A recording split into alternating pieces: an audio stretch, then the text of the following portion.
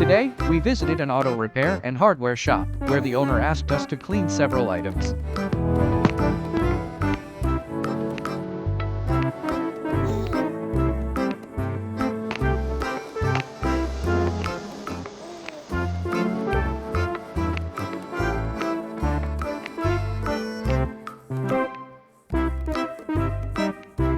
This is our 300-watt 5 millijoule handheld cleaning machine.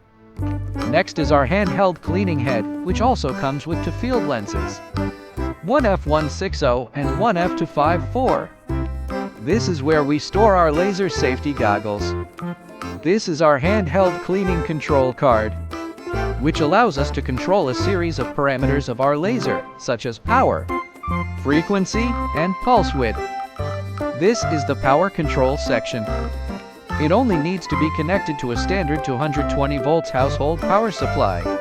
The CL2-300 is an air-cooled laser, so it doesn't require a water cooling unit.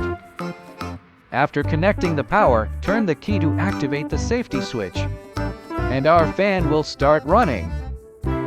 Then, pick up our cleaning head, press the light output button. Open our handheld control card. Set the parameters and we can begin our cleaning operation.